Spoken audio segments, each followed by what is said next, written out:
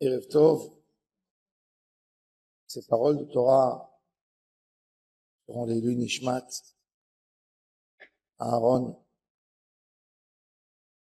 Avitan ben Avraham, Ruach Adonai Tenichenu Began Eden. Voilà.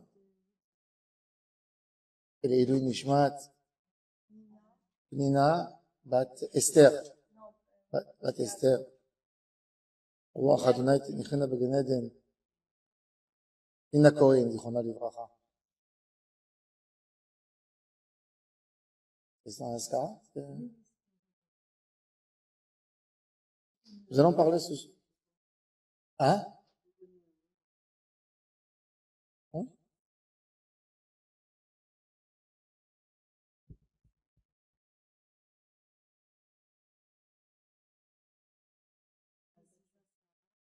Hein? Aziza Sarah Batran.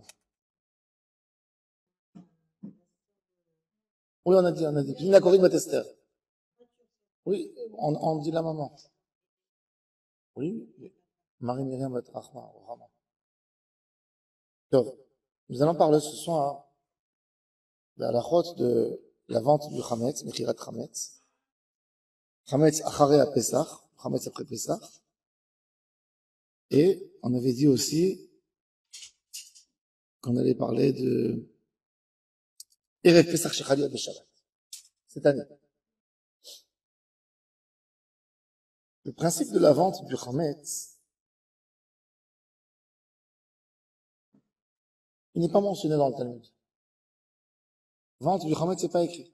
Ni dans la Mishnah, ni dans la Gemara. Pour quelle raison? Il n'y avait pas beaucoup de Chametz qu'on vendait à l'époque. À l'époque, une famille juive, il y a un sac de farine ou de blé à la maison, un tonneau d'huile, un tonneau de vin, et rien. Madame, elle fait son pain le matin. Pessah, elle fait le matin plus vite. C'est une galette. Il n'y a pas de chametz dans une maison. Aujourd'hui, combien de chametz on a au congélateur? C'est la génération où on accumule. On va pas au marché tous les jours. On a de la pâte feuilletée, des galets, des gâteaux, des biscuits, du whisky, de la bière, en grosse quantité. Et là, dans nos générations, à nous, c'est d'actualité la vente du chametz. La vente du chametz chez les Sfarades, elle n'a jamais existé. Elle a existé dans les pays ashkénazes. Les Juifs n'avaient pas le droit d'être agriculteurs. Ils avaient deux métiers. Où les gouverneurs prenaient la taxe de la population, brasserie et alcool, et banque. On autorisait aux Juifs pratiquement ces deux métiers. Comme ça, le maire ou les gouverneurs de la ville, de la région, ils récupéraient les impôts toujours sur le litre fabriqué d'alcool et après la population a payé, et les intérêts de la banque, et ils gagnaient deux choses en une fois, que les Juifs restent détestés dans la population, sont là toujours, et qu'eux, ils récupèrent leur argent. Et comme il y avait des brasseries, beaucoup de Juifs tenaient des brasseries dans toute la Russie blanche, l'Ukraine, l'Allemagne, etc. Et c'était leur parnassa. Et il fallait que ça travaille jusqu'à la veille de Pessah. Et que ça ouvre les portes tout de suite après Pessah. Donc il n'y avait pas de choix. Et ils ont mis en système la vente du Chametz. Ils se sont appuyés sur quoi? Le Talmud nous raconte une histoire de Rabban Gamliel qui retournait en bateau de l'étranger. À l'époque, c'était des bateaux à voile. On sait quand on monte au bateau, on ne sait pas quand on arrive à la destination. Chacun à la barteau, sur son mazal. Il y a eu un bon vent, il arrive à temps. Il y a eu un bon vent, il reste. Et Rabban Gamliel se retrouve veille de Pessah. Il n'est pas à la maison, il avait peur qu'il y ait du chametz, parce qu'il y avait des domestiques à la maison, etc. Donc, qu'est-ce qu'il fait? Il cherche un goy dans le bateau, puis il lui vend son chametz. De là, sur cette histoire, on se base, nous tous, de vendre le chametz à Pessah. Il y a eu beaucoup de décisionnaires qui ont posé une question. Est-ce que c'est pas un mensonge qu'on se fait à nous-mêmes. Je vends au goy, et après Pessah, merci goy pour ton service, pour ta gentillesse, rends-le-moi. Et la réponse que non, c'est une vraie vente, parce que tout le monde, on préfère avoir du nouveau dans le Hametz que d'avoir de l'ancien. Donc si vraiment le goy il achète, après Pessah, eh ben, on est intéressé qu'il achète et il nous donne l'argent et on achète du nouveau. Et il faut savoir comment elle fonctionne, cette vente. Les gens pensent, vous allez demander à quelqu'un, comment ça fonctionne la vente? Je vends mon Hametz au goy. Et quoi? Qu'est-ce qui se passe? Après Pessah, qu'est-ce qu'il fait? On va pas payer, il m'a jamais payé, n'est-ce pas? Vous savez c'est quoi de vendre le Hametz de l'État d'Israël? Le Hametz de l'État d'Israël, il est en moyenne estimé à 4, 5 milliards en stock dans les maisons, toutes les bouteilles de whisky. Combien de Hametz chacun il a chez lui à la maison? Il a peut-être, quelqu'un qui a des whisky à la maison, il doit avoir du Hametz à 2-3 000 shekels à la maison, d'accord? Quelqu'un qui n'a pas de whisky, il a dans son frigo 300, 400 shekels. Des pâtes, des choses. La bière. Imaginez-vous, la vente du Hametz globale de tout Israël que les grands rabbins d'Israël font, ou les organismes religieux, c'est des quantités énormes. Comment ça fonctionne? Alors déjà, pour ne pas que ce soit une vente de Hametz qui apparaît un peu fake, on vendra pas un arabe, par exemple. Pourquoi? Pas parce que on a quelque chose contre les arabes. Oui, on a, mais bon, c'est pas lié à ça, mais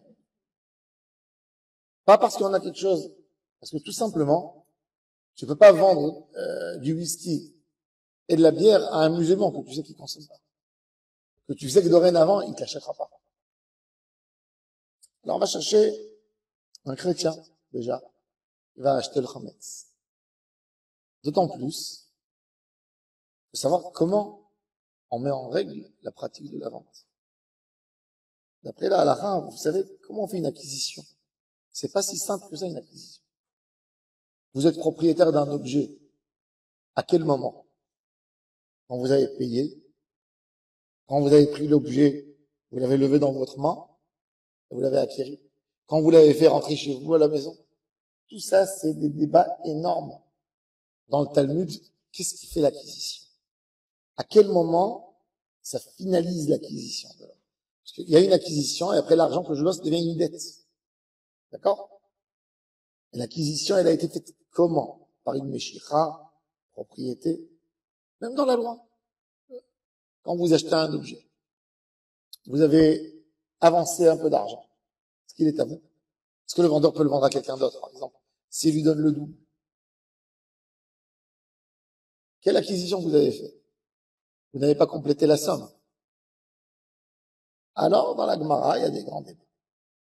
Alors ça, c'est l'acquisition entre un juif et un autre juif.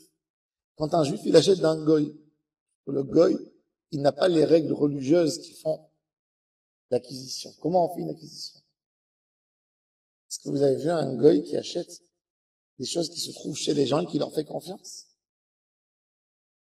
Pas évident. C'est pour ça que la vente, c'est pas de la rigolade. Et comme à l'époque, les juifs, propriétaires de brasseries qui vivaient dans tellement d'endroits, des villages, pas toujours des grands religieux. Et chacun d'eux, il essayait de vendre. Il n'y avait pas de rabbinat organisé comme aujourd'hui. Aujourd'hui, vous tapez sur Internet, vous ouvrez une feuille, vous écrivez vos coordonnées, vous écrivez où il y a le Hametz à la maison, vous faites Sombit. Et hop, vous recevez un mail comme quoi votre feuille a été enregistrée. À l'époque, le Gaon de Vilna disait à ses élèves, ne comptez pas sur cette vente. Parce que, effectivement, il y avait beaucoup de problèmes.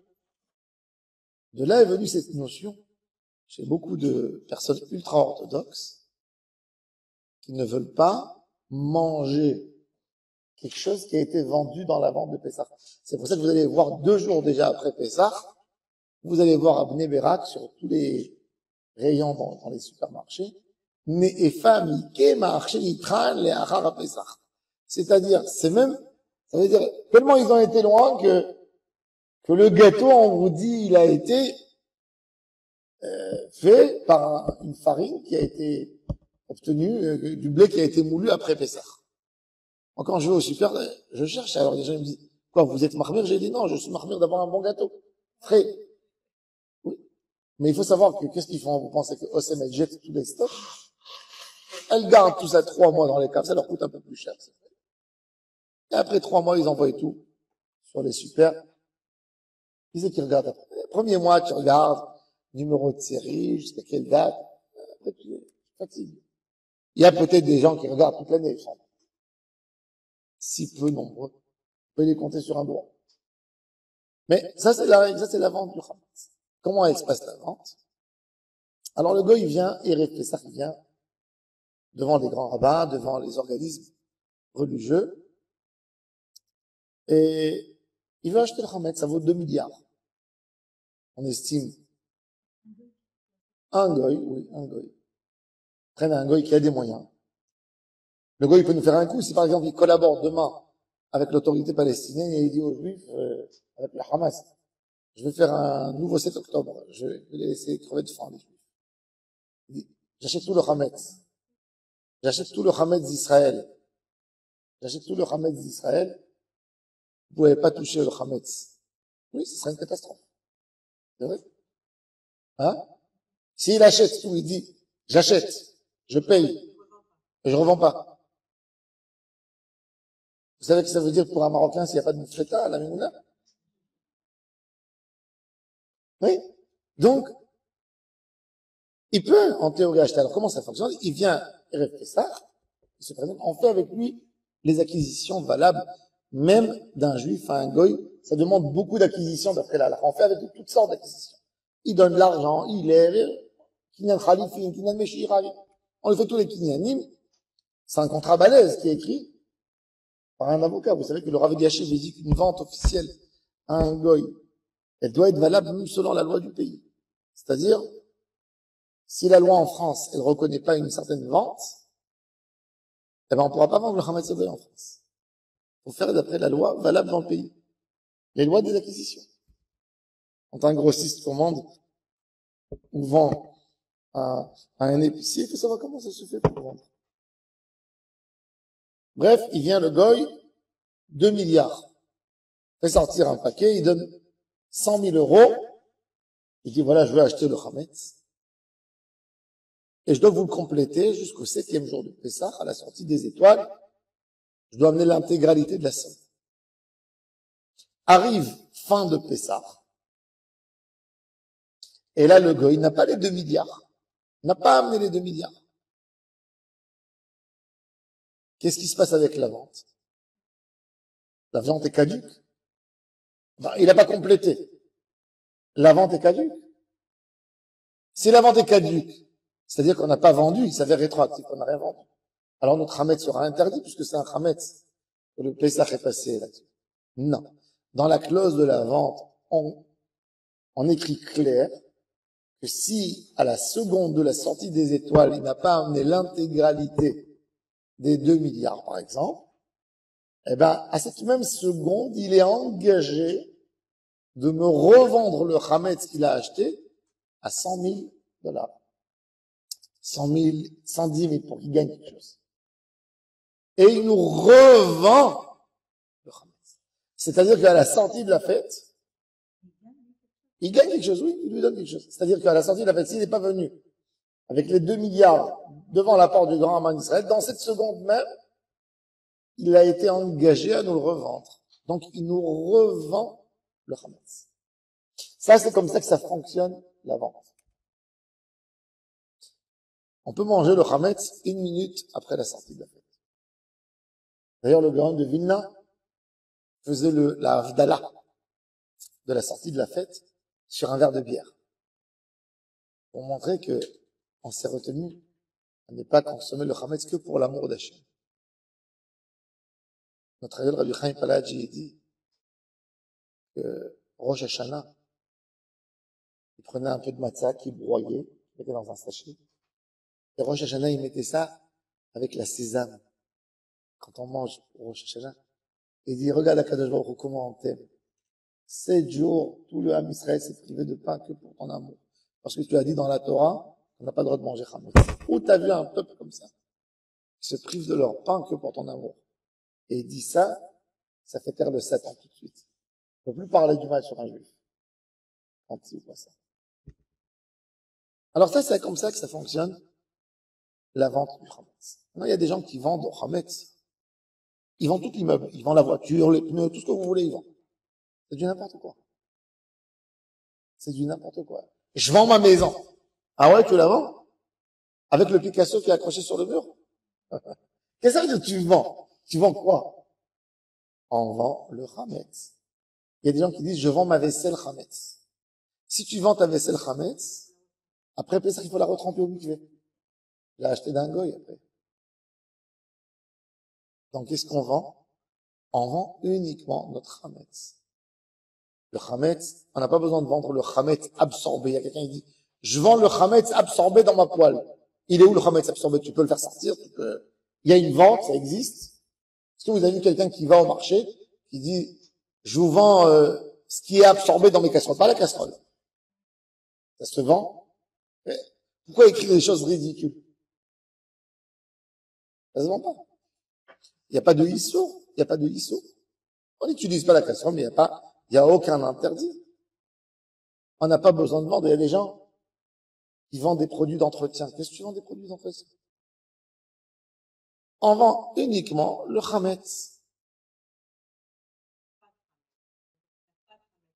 On arrive. Donc ça, c'est le principe de la vente du chametz. On vend tout. Maintenant, qu'est-ce que ça veut dire vendre? Même si on vend le chametz, il faut savoir, ça ne nous acquitte pas de la vérification du chametz. Parce que le chametz, comme j'ai expliqué la semaine dernière, nos sages nous ont instauré une takana de le ramasser et de le mettre quelque part, pour que par habitude, chas v'shalom, on ne tend pas la main pour le manger. Donc même si on vend au goy, il faut que ça soit clair et net, vendu. Le mieux se mettre dans un carton où c'est pas à la portée de main. Si on met dans une armoire, faut fermer l'armoire. C'est pas bien de laisser la moitié de l'étagère vendue, l'autre moitié ouverte. Si vous avez décidé de mettre un tiroir ou une étagère dans votre frigo ou dans le congélateur, il faut tout fermer déjà dans un sac. Et à part ça, couvrir avec un autre sac et écrire dessus en grand chametz pour ne pas qu'on mette les mains là-dedans et qu'on le prenne par habitude. L'enfant, il a oublié, il prend la moutarde qui est là-bas, il voit le ketchup qui était dans le repas. Donc tout ça, il faut faire attention, il faut vraiment isoler. Si on a décidé d'accumuler tout le chametz dans une chambre qu'on va donner, qu'on va vendre complètement, qu'on n'a pas envie de rentrer, on n'a pas envie de faire là-bas la vérification. Alors on va écrire vendu et on essayera d'éviter de rentrer. Que dans un cas vraiment compliqué où on a oublié quelque chose, on peut rentrer. Mais normalement, il ne faut pas rentrer. Il faut que ce soit quelque chose de bien. Ça, c'est dans la vente. Maintenant, Madame Safar a souligné le minag de beaucoup de personnes qu'eux, ils ne veulent pas vendre le chametz. C'est-à-dire, ils veulent pas qu'il y ait rien de chametz chez eux. C'est très compliqué parce que les gens ne savent pas combien de chametz ils ont. Vous avez de la camole à la maison, d'enfants? Il y a du glucose dedans. On peut avoir dans n'importe quoi du chametz. Parfois, bon, le parfum, il n'est pas comestible à ma connaissance. Si c'est pas comestible, il n'y a pas de problème. Pareil, dentifrice. On n'a pas besoin d'acheter Kachar de Pessah. Moi, j'étais un jour avec le Rav Amar, et j'ai vu, il a pris du dentifrice, pas Kachar de Pessah, il s'est possédé. J'ai dit, Rav, vous prenez pas Kachar de Pessah? Il me dit non. Il me dit, pour ne pas qu'on croie qu'on a besoin du dentifrice Kachar de Pessah.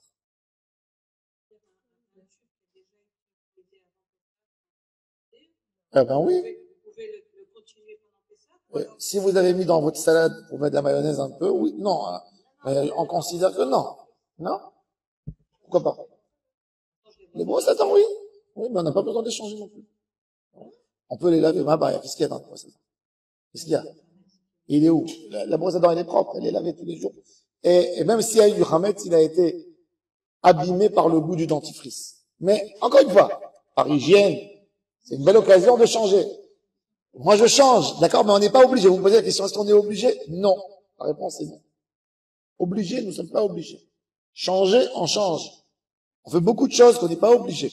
Ça, c'est la force du Ham Israël. Mais moi, je vous dis là, pour que vous sachiez qu'est-ce qui est une khumra et qu'est-ce qui est minadine.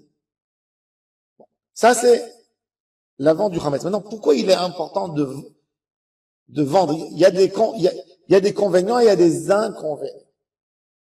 Moi, je vais vous avouer quelque chose. Je vais vous raconter quelque chose. Moi, quand j'étais en France, j'ai acheté du Hametz avant Pessah pour le vendre au Goy et pour le consommer après Pessah. Pourquoi? Parce qu'en France, à Paris, toutes les grandes surfaces, les supermarchés, appartiennent pratiquement tous, ou à 100% des francs prix, les monoprix, à des chaînes, Naori, etc. Pas Naori, le magasin Naori, il y a l'autre chaîne, le gros Naori, le groupe, non, il est propriétaire, le grand groupe de sport Naori, les grands, qui sont propriétaires dans les grandes, dans les Lidl et dans tout ça. Le Leader Price, par exemple, 60% ça appartient à un juif, Leader Price. Auchan, Carrefour, il y a des actions en bourse qui appartiennent à des juifs. Et ceux-là, ils vendent pas leur Hametz à Pessah. Comment je pourrais acheter du Hametz après Pessah? C'est Hametz chez Avar Alava Pessah, il est à Soubana. Alors j'achetais, je vendais, et je mangeais après Pessah. Sinon, j'avais pas de quoi manger pendant 2 mois. Mais je vendais bien.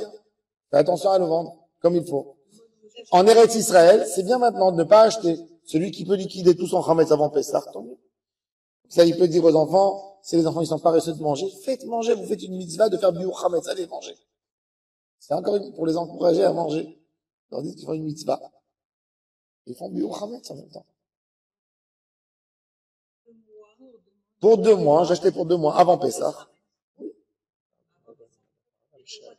Non. En Israël, je le fais pas parce que, Baruch Hashem, en Israël, il n'y a pas de problème, tout le monde vend. On va arriver tout de suite à ceux qui ne vendent pas le Hametz.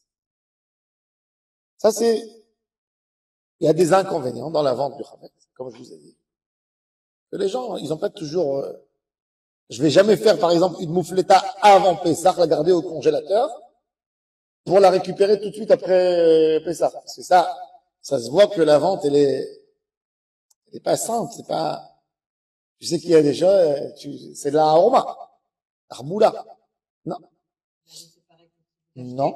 Parce que s'il me l'achète, si le gars il me l'achète, il me l'achète. Non, si le gars il me l'achète, il me l'achète. Mais je suis prêt à vendre, mais je programme pas une fête d'une soirée après Pessah et je prépare tout. Vous avez compris? C'est différent. Non. Bon. Il faut savoir qu'il ne faut pas jeter. Il y a des gens qui jettent, ils brûlent, ils jettent des bouteilles de whisky. C'est vrai. Minatora, on peut le faire. Mais il y a de la sensibilité par rapport à une nourriture. Comme je vous ai dit, à l'époque de la Torah, on brûlait pas tellement de quantité. Il n'y avait pas beaucoup. Les gens, ils avaient le repas du matin, le pain. Ils ont mangé dans le petit déjeuner la veille de Pessah, puis ils mettaient au feu le reste. Je n'étais pas des whisky de 200 € la bouteille. C'est raval. Il y a des organisations, qu'est-ce qu'ils font? Ils vous demandent le Hametz. Vous voulez pas vendre, ils le prennent, eux, ils le vendent, et ils distribuent après Pessah à des familles nécessiteuses. Ça aussi, c'est une opportunité pour celui qui veut pas garder chez lui. Eh ben, il y a d'autres qui sont pas mahmir. On n'est pas tout le monde mahmir, cette khumra de ne pas vendre. Celui qui ne vend pas le Hametz, qui a décidé d'être mahmir, eh ben, sa vérification de Hametz, elle doit être vraiment, vraiment sérieuse. Vous savez que s'il a laissé 30 grammes dans sa propriété, un peu plus, il est chayav, mais baliré ou balimatzé, c'est pas de la rigolade. Non, moi je dis, même si, je dis toujours aux gens, je vends pas le Hametz. Si, vends quand même. Je sais pas, t'as bien vérifié ta voiture, t'as bien vérifié ton bureau, t'as bien vérifié les cartables des enfants. T'es sûr de ne pas avoir rien du tout chez toi. Vends. Vous pouvez rentrer dans des doutes. Donc, dans tous les cas, il faut vendre. Quand on vend, il faut que ça soit sérieux, la vente. Le mieux, c'est d'aller chez le Rav et de lui donner le plein pouvoir de vendre pour vous le Hametz. Comment on fait le plein pouvoir? On prend un ustensile, un habit ou quelque chose, on donne, comme si on donnait le Hametz au Rav, pour lui donner une procuration, pour que ce soit sérieux. Maintenant, si on ne peut pas, on fait par Internet ou par WhatsApp, on envoie. Mais dorénavant, moi, je dis aux gens, celui qui veut faire bien, vient chez moi. Moi, je fais le kinyan, il me donne le plein pouvoir, après, je vends. Il y a encore quelque chose pour sauver les juifs de Hametz. On peut même vendre le Hametz de quelqu'un si on lui a pas dit. On lui vend. On a un ami qui n'est pas un grand religieux. Lui, déjà, ça lui dépasse toutes les règles de Pessah. Bon, il mange la matzah. Il y a des gens que j'ai vus. J'ai vu des gens, vous n'allez pas y croire. Un jour, j'ai vu une dame dans une fête familiale. Bon, un cousin à moi qui est marié avec une fille pas religieuse. Et elle est venue avec ce qu'on met le complément de la maternelle, la maïzena, la farine, la daïsa. À chaque fois, elle donne un Pessah, comme ça, à son fils. Gentiment, je suis parti chez elle. Je dis, écoute, tu vas me prendre, je sais pas, mais tu sais que chez nous, c'est du Hametz. Elle me regarde comme ça avec des yeux de veau. Elle me dit, quoi, mais c'est pas du pain. Non, mais c'est pas que du pain. Ils sont en train de raconter. Que n'est-ce pas, malheureusement. Vous allez leur dire ça, ça leur paraît ridicule. Alors, pour les sauver, sur Hametz, on peut vendre le Hametz. C'est-à-dire, toujours quand je vends, le Hametz, je prends une adresse d'un tonton, une tata, pas trop religieux. Je vends le Hametz. Au moins qu'il n'ait pas du Hametz chez Avar Alav à Pessah.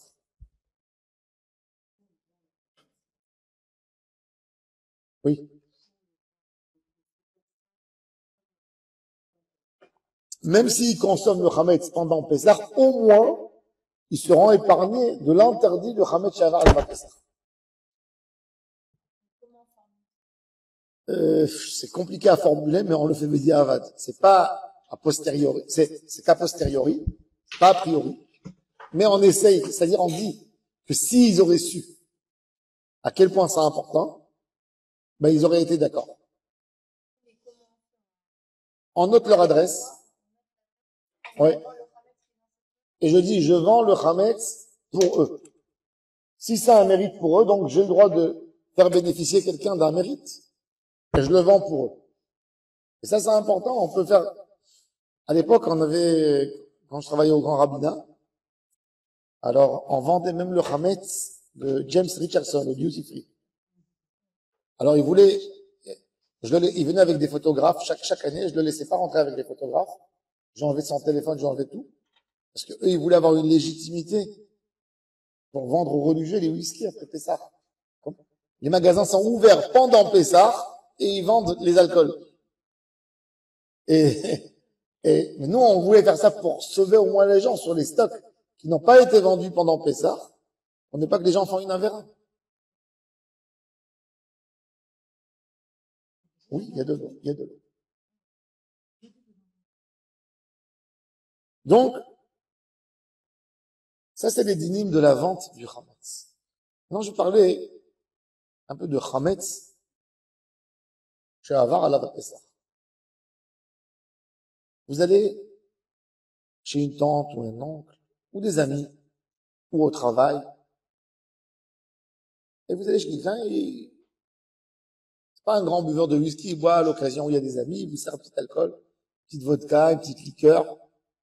La liqueur, elle est cachère, le whisky, il est cachère. Et vous, qu'est-ce que vous avez à dire quand vous êtes chez quelqu'un qui est pas religieux? Vous dites, s'il vous plaît, ne me sers pas dans un verre en verre, parce qu'il n'a pas été trempé au liquide, n'est-ce pas? Donne-moi dans un petit gobelet en papier, ou en plastique, ou en porcelaine. Ne vous vous rendez pas compte qu'on n'a pas le droit de boire le whisky chez lui parce qu'il n'a pas été vendu. C'est Hametz chez Avar à la Pessah.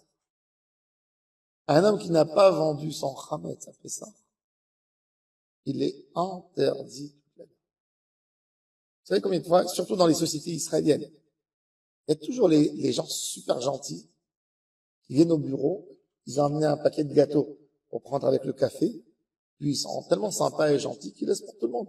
Vous allez pour faire votre café au bureau, vous trouvez toujours un petit paquet avec des crackers, des biscuits, des choses, c'est caché. Mais quand c'est 1 mois, 2 mois après Pessah, il y a des gens non religieux dans la société, je ne toucherai pas. Parce que ça peut 90% venir des gens qui n'ont pas vendu leur chametz avant Pessah. Et ça s'appelle chametz chez Avar Alav à Pessah. À souligner, il y a ici un magasin, je dis, parce que je me permets de dire, mais c'est à vérifier. Encore une fois, j'ai pas envie de le dire d'une manière sûre, mais avant, je sais que c'était comme ça. Il y a un magasin qui fait le coin de la rue Ben Gurion, Ostrovski, vous savez de qui je parle. Eh ben, là-bas, ils vont pas sans chametz à Pessah. Même pendant Pessah, ils vendent des produits sans que les gens se rendent compte. Donc, quand quelqu'un il veut acheter, j'espère qu'il s'est amélioré. C'est pour ça que j'ai pas envie de dire d'une manière. Mais il faut savoir que il y a des gens qui me disent, par exemple, est-ce que j'ai le droit d'aller acheter à Tiftam, qui est au bout de Ranana, une bouteille d'huile d'olive? J'ai envie, Erev Shabbat, je suis tombé en panne, je suis 1 heure avant l'allumage des bougies, et j'ai rien à faire. Je rentre, il te dit le mari, j'enlève ma kippa. Personne ne va voir. Ok. Mais il faut savoir qu'on ne peut pas acheter là-bas du chametz. 2, 3 mois après Pessah, ils n'ont pas vendu leur chametz. Pareil dans toutes les chaînes. Il y a des chaînes en Israël, malheureusement, qui ne vendent pas kasher. Non, aucun lien avec le rabbinat. Il y a beaucoup de commerces, de petits pitsoutziot qu'ils appellent, kiosques. Ils ne vendent pas leur chametz à Pessah. Il faut 2 mois, 2, 3 mois. Non, mais les stations, des fois, ils vendent. Alors, quand vous rentrez dans les 2, 3 mois après Pessah, de quoi renouveler le stock, il faut voir qu'il y a la théouda de la vente du chametz. S'il n'y a pas de théouda de vente, oui, accroché, que vous voyez que le nom correspond à l'affaire, vous voyez que c'est un papier sérieux, là, vous rentrez, vous achetez. Sinon, on n'a pas le droit. Comment vous savez que c'est des Arabes? Des Arabes vendeurs, mais pas propriétaires. Les grands supermarchés, ils vendent, oui. Les grands supermarchés, mieux que ça encore. Pessah, si vous prenez un article chametz, des rayons, sans qu'ils se rendent compte, il y a toujours les fous qui déchirent. Eh ben, même, vous savez qu'est-ce que le rabbinat, il a fait? Que tous les chametz ne passent pas à la caisse. Le code. Ils ont barré le code. Et il peut pas l'acheter à la base. Même s'il veut, il peut pas tricher. Donc, il faut faire, tout ça je dis pour être vigilant. Il faut savoir que même par erreur, un homme que par erreur il n'a pas vendu son chametz, et je peux vous dire que chaque année je reçois 3 à 4 téléphones comme ça, des gens gentils, et bien, qui m'appellent à 11 heures du matin. Rav, j'ai pas vendu mon chametz. Je dis, mon frère, tu n'as rien à faire. Prends tout ton chametz vite. Tu descends et tu le jettes à la poubelle. Elle me dit quoi? Mais je pose-le dans la chambre de la poubelle, à la barre.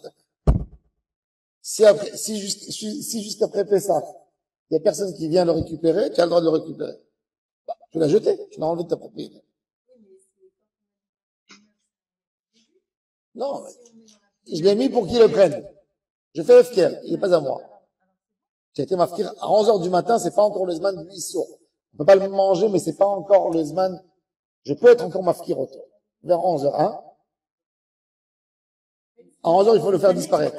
Cette année, attends, je vais expliquer. On va arriver. Un tonton qui vous amène un whisky, dans l'année, vous savez pas où il a acheté.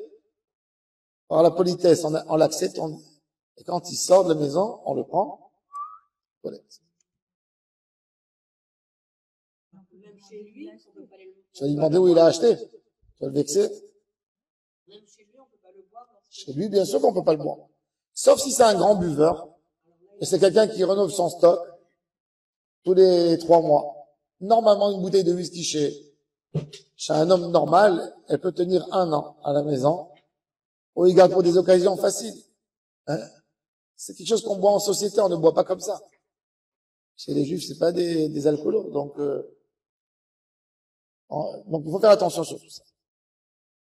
Ça, c'est point de vue de Chametz She'avar Alav Pesach.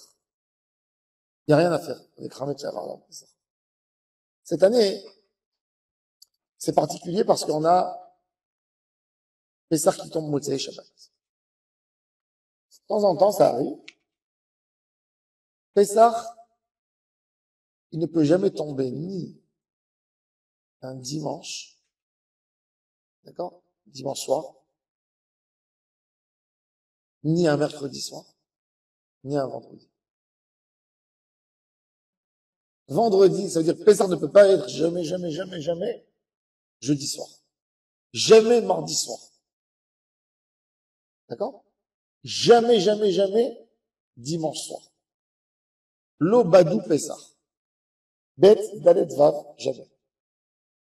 Lo adou roche. Rosh Hashanah ne peut jamais tomber ni un dimanche, ni un mercredi, ni un vendredi, le premier jour de Rosh Hashanah. Jamais. Il y a des règles dans le calendrier juif.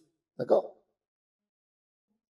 D'après le calendrier, jamais, impossible. Mais il peut tomber. Non, Pesach, on n'est pas d'orchid. Jamais. Ça peut pas tomber. Ça peut pas. Dans le calendrier, c'était des génies quand ils ont fait le calendrier juif. Parce qu'avant, c'était d'après 2 témoins. Vous voyez le molad et il déclarait. Nous, du moment où on a le calendrier, déjà, 1800 ans de calendrier juif, jamais ils ont programmé dedans un système que jamais il peut tomber ces jours-ci. C'est comme ça que ça a été fait. Pour certaines raisons. En tous les cas, Pesach cette année, il tombe Motzei Shabbat. On a des préparations à faire. C'est un peu plus compliqué, parce qu'on a besoin de faire tout. On a perdu un jour, quelque part. Vendredi, il faut faire un bio Chametz de la majorité du Chametz. On a décidé qu'on va pas consommer. Si par exemple, vous avez prévu des pâtes qui vous sont restées, et vous avez décidé de les brûler, il faut les brûler vendredi. Alors, on va voir comment on va faire pour la vérification du Chametz. Elle a lieu quand? Jeudi soir, exactement. Est-ce qu'on fait la bracha? Oui. Pourquoi? Parce que c'est les moments, c'est le délai, c'est le dernier délai qu'on peut faire. Shabbat, on n'a pas le droit de faire. Shabbat, on peut pas faire biur Chametz, on peut pas aller chercher du Chametz. C'est Merim mi Shabbat lechol. Yom Tov s'est dégradé par rapport à Shabbat. Donc il faut tout faire à l'avance. Maintenant, c'est un problème parce que, qu'est-ce qu'on fait pour le Chametz? Alors je vais expliquer. Déjà, Baruch Hashem, en Israël, on est privilégié, il y a plein de, toutes sortes de pains et de... Alors on mange des pitotes d'abord. Les pitotes, ça laisse pas de miettes, très peu de miettes. On peut manger dans des assiettes jetables. Même que on veut faire kavod Shabbat, on préfère ça pour ne pas gâcher la halacha. Ne pas arriver ici, on va prendre des assiettes du Chametz. Et on peut pas manger dans les assiettes de Pessah. Dans les assiettes du Chametz, faut laver après la vaisselle. Comment tu vas faire? Donc, tout acheter, procurez-vous déjà depuis maintenant, pour tous les repas du Shabbat, que du Chat Pa'ami. Du début jusqu'à la fin. Baruch Hashem, ça, nos parents, ils n'avaient pas ce privilège. Nous, aujourd'hui, Chat Pa'ami, tu lèves la nappe, hop, à la poubelle. On va essayer on va vraiment calculer. On va pas mettre du pain avec de l'abondance. On fera des plats de riz, celui qui veut. C'est l'occasion même pour ceux qui mangent pas Pessah. Riz et rêve. Pessah, il n'y a pas de problème de le cuire d'ailleurs dans une casserole cachère de Pessah. Vous avez bien trié, même pour ceux qui ne mangent pas le riz à Pessah. Et puis, ceux qui ne mangent pas de riz, tous les restes de riz, on jette à la poubelle. Pas de problème. Alors le riz, ça rassasie. Évidemment, on fera pas de couscous, pas toute chose qui mettent des miettes, que des pitotes. Et les pitotes, vous achetez les petites, pas la peine des grandes. Comme ça, chacun il sait, il mange sa pita, nigmar. Après, il a faim, il mange du riz. Il mange du riz. Ça, c'est pour Pessah. Il y a des gens qui mangent Pessah, même pour Shabbat matin. Ils veulent manger le hamouti. Alors pour cela, il faut être sérieux. Il faut se lever, prier honnête. Pour pouvoir faire ton repas. Finir ton repas de Shabbat avant 10h30 du matin. 10h, 10h15, 10h30, c'est la fin du moment où on peut manger le Hametz. Veille de Pessah. Donc comment tu arrives à table à 10h du matin? Il faut prier honnête. Alors attendez, maintenant je vais donner l'opportunité.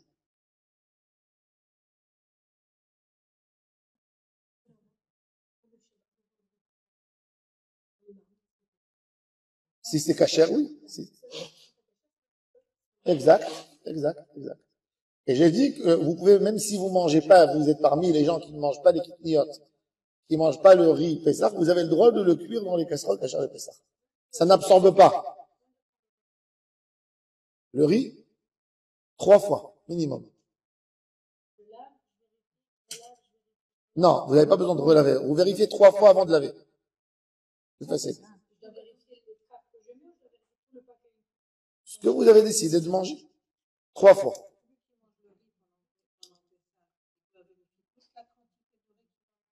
Non, chaque fois avant de manger, 3. C'est sec, il n'y a rien du tout. Quand c'est sec, c'est pas encore du Hametz. S'il y a une graine de blé qui s'est infiltrée, c'est pas grave, on la jette à la poubelle. Vendredi matin, on brûle tout ce qu'on a l'intention de ne pas laisser pour Shabbat. Maintenant, il nous est resté Shabbat quelques miettes. Il est resté des pitotes. On les émiette. On met dans un seau avec un peu de javel et de l'eau pour abîmer tout le goût. Maintenant que ça gonfle un peu, que ça mouille, on verse aux toilettes et on tire la chasse. Oui.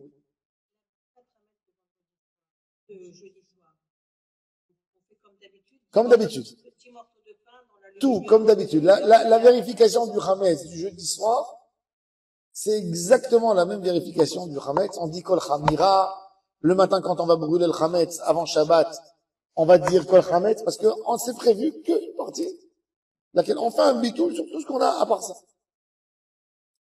Évidemment que le matin de Erev Shabbat, si on a décidé, le matin de Shabbat matin, si on a décidé d'avoir encore un peu de Hametz, de manger le matin, comme je vous ai dit, prier au moins pour ne pas stresser personne. Avant, je faisais ça. Mais pour ne pas embêter les enfants, ne pas réveiller toute la famille. Qui c'est qui est capable de s'asseoir, de se mettre à table à 10h du matin? Franchement, pour nous les Français, impossible. Alors, qu'est-ce qu'on fait? On va prendre la matzah, normale. On va faire de cette matzah ashira. On va la faire comme une sorte de pain perdu. On va l'émietter avant Pessah, avant Shabbat. On va préparer des boulettes, par exemple. Hein? Il faut qu'elle perde son goût. Parce que d'après la halakha, on n'a pas le droit de manger Erev Pessah de la matzah. Donc on languisse le goût de la matzah. Donc si on prend cette matzah et on va la cuire ou avec du lait, ou avec une sauce de poulet, ou avec de la viande, où elle a perdu complètement son caractère de matzah, elle restera mésonote en même temps. Et on a le droit de fixer Viout Seouda sur du mésonote et le rendre à motzi si on a l'intention de faire un repas. Et là, ça s'appelle Viout Seouda. On peut ultérieurement acheter de la galette matzah ashira. Pas toute matzah ashira, je recommande pas toutes les matzahs ashira. Tout ce qui est vendu, papoucha, de gatigno, tout ça au chocolat, c'est chametz, pour Pessah. Je ne vais pas rentrer dans le détail. C'est simple, oui. La seule matzah que vous pouvez acheter en Israël, matzah ashira, c'est la matzah aux œufs de Aviv, Rabbanou Bnei Brak. Il n'y a rien du tout là-dedans, matzah aux œufs. Ou bien celui qui peut amener de la bienfaisance de France, elle est plus cachère que la matzah ashira qui vend ici. La matzah ashira qui vend ici, ils mettent dedans du levain chimique. Et Rav Yosef, il sent peut-être que c'est cachère, mais mais contre lui, il y a 10 grands rabbins qui disent que c'est la source, ça fait que Deoraita les Khumra. On va pas s'amuser, on peut jouer avec du Deoraita, avec du Karet. Donc, faut éviter à manger ces matzot. Par contre, vous pouvez prendre la matzah ashira à base d'œufs, C'est une matzah, une vraie matzah, une forme de matzah complètement. Elle est vendue dans les grandes surfaces. Matzah Ashira chez le Betsin. C'est là, vous pouvez faire dessus moti, parce que c'est le seul pain qu'on a. On n'a pas besoin de manger 240 grammes à vivre. Oui. Du moment où on n'a plus de pain à la maison, on a le droit de faire le moti sur de la galette. Mais on va faire sur une galette Ashira. Ashira, pourquoi elle s'appelle Ashira? Parce qu'elle est riche. C'est pas que du pain, c'est pas que de la farine et de l'eau. Il y a un autre chose, c'est plus riche. Pas de problème, pas de problème. Bien fait. Si on n'aime rien de tout ça, bravo. Si on n'aime rien de tout ça, vous savez, un homme qui a des problèmes de gluten et qui a le tseliak, eh ben, il fait kidouche. Alors, la meilleure chose, c'est de donner à chacun, pour faire une sorte de kviout seouda, de boire du jus de raisin, un demi-verre de jus de raisin, on fait à Geffen, et ça s'appelle kviout seouda, ça s'appelle comme un repas. On fait une tila avant, on s'installe à table, et on mange après de la pomme de terre. Galette de riz. Non, non, non. Oh, les Juifs du Yémen, il y avait des Juifs du Yémen, pendant des années sur des années, de la mie. Manger de la mie. Il n'y avait pas de... Il faisait chez Akoni Abidvaran. Oui, non, pas de la mie. Non, non, de la mie. C'est comme ce qu'on donne aux poules. Comment ça s'appelle? Dochan. Du millet. Du millet, pardon. Du millet, bravo. Manger du millet. Il faisait chez Akol et bourrer des fajottes après le repas. Si c'est que ça, ben c'est comme ça. C'est ça notre repas. Par contre, pour le kidouche, ce serait bien de faire comme le kidouche. Si on boit une révite, c'est considéré comme une kviout, c'est ça. C'est bien de donner à chacun un demi-verre de jus de raisin, il y a révite, et on fait dessus, borépé à bien fait, après on passe, on peut faire du chéakol, du hadama, il n'y a pas de problème. Quand il n'y a rien à faire, il n'y a pas de choix. Si une personne, il n'a pas envie de risquer, de faire des choses, alors c'est bien de faire ça. Celui qui fait à 10 heures du matin, qui mange au net son repas, ben, il peut faire ses oudash lichit aussi. Il y a des gens, qu'est-ce qu'ils font? Ils arrivent au net à 7 heures à la maison, ils mangent un premier repas, et après, ils mangent à 10 heures du matin pour manger ses oudash lichit.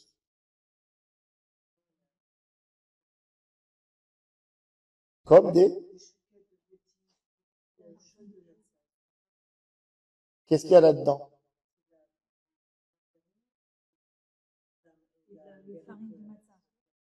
La farine de matzah. Si ça change le goût, on sent que ça a un goût différent. C'est plus un goût de matzah, c'est matzah ashira. C'est une sorte de matzah ashira et les poskim autorisent.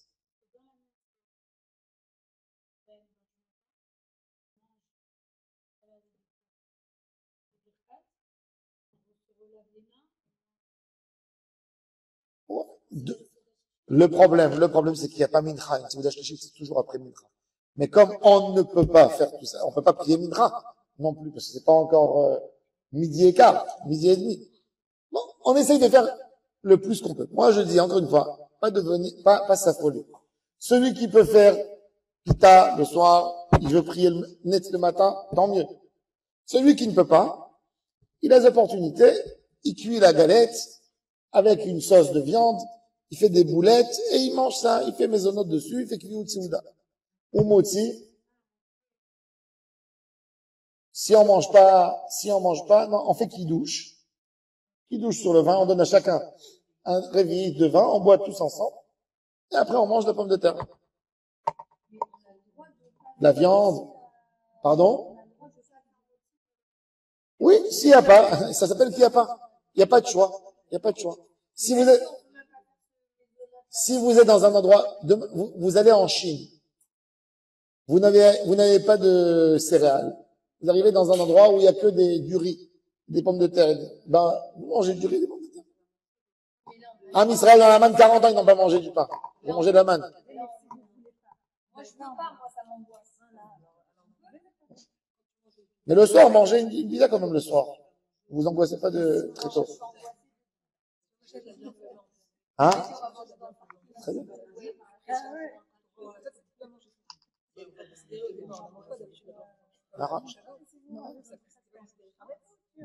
La bienfaisance. Non, elle est bien aujourd'hui. Le consistoire, ouais, c'est pas de la shmoura,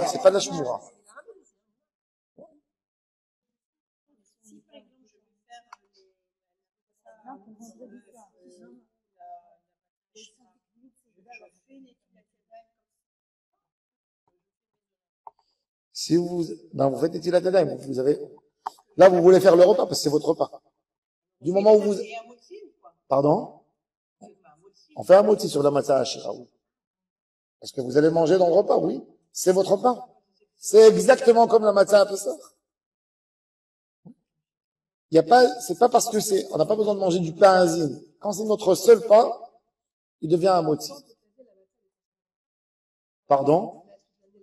Parce qu'on a d'autres pains. Mais à Pessah, comme c'est notre seul pain, il passe de maisonnote à un moti.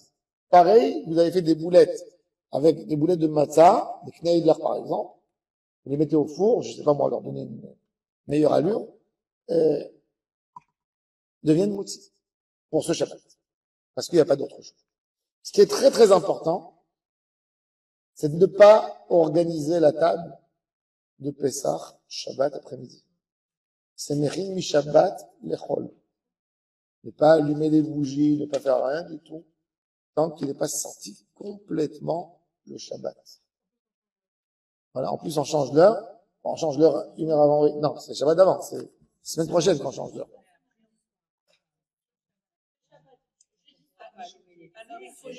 Ce jeudi, on change l'heure? Vous êtes sûr?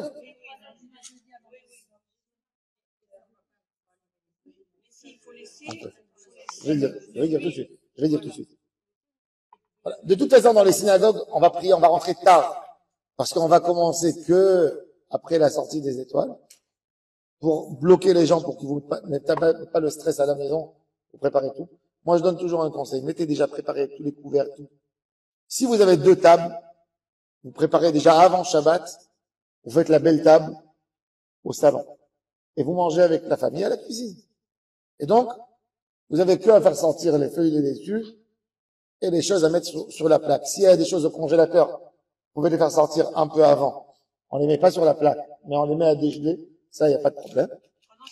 Pendant Shabbat. Parce qu'on peut manger même pendant Shabbat. On peut grignoter de ça pendant Shabbat. Mais on met rien sur la plaque. Pourquoi? Demandez aux enfants, ils vont vous expliquer. Voilà. Oui. Ouais.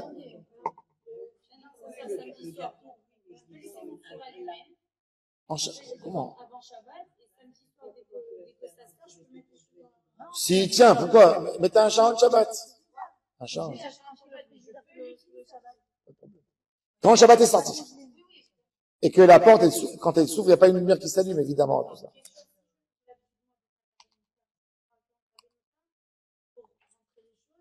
Très bonne question. Oui.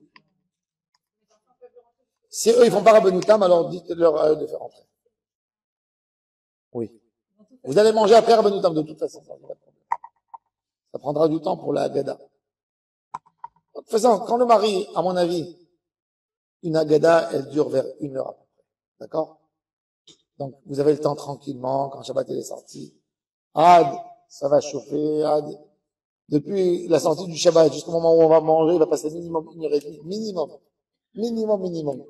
Donc, il n'y a pas de problème. Préparez bien toute la table, bien propre, beau, au salon, mangez dans la cuisine, tranquillement pendant Shabbat.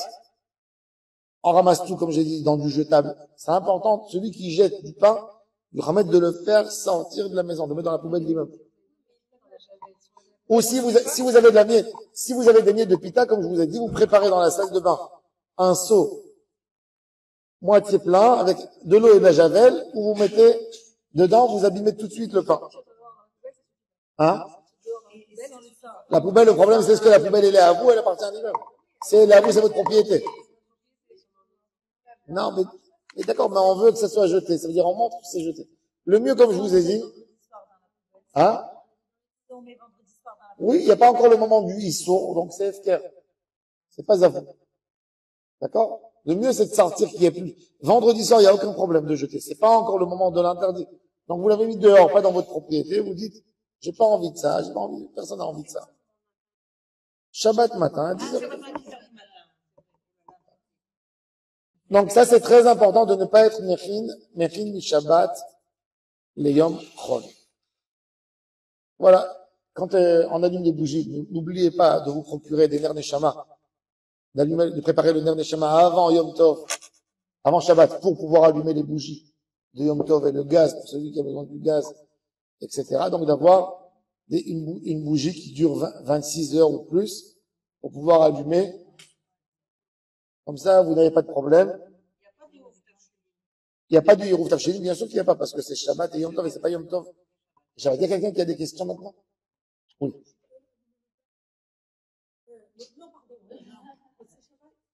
Oui. Il faut pas oublier de dire, attendez là, c'est très important, Motzei Shabbat, de dire avant tout, Baruch HaMavdil ben Kodesh le Kodesh. Baruch HaMavdil ben Kodesh de Shabbat, à Kodesh de Yom Tov, avant de faire quoi que ce soit. Non. Avec le mari, oui, dans le Kiddush, il y aura une Avdala, bien sûr. Dans le Kiddush, le mari fera une Avdala, Mavdil ben Kodesh le Kodesh. Il y a l'Avdala cette fois-ci. Non. On fait pas Bessamim parce qu'on sort d'un Shabbat. Mavdil ben Kodesh le Kodesh. Il y a encore des questions?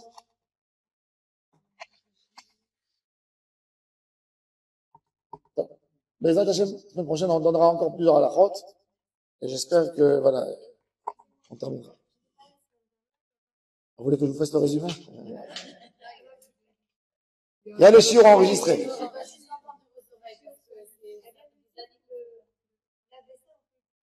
Nahon.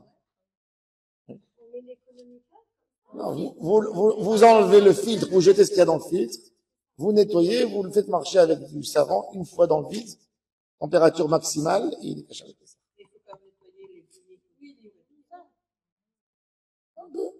Normal. Ce qu'on peut nettoyer avec la main. Hein? Ça dépend dans quelle maison. La machine d'espresso. Machine d'espresso, oui. Les capsules, normalement. Hein?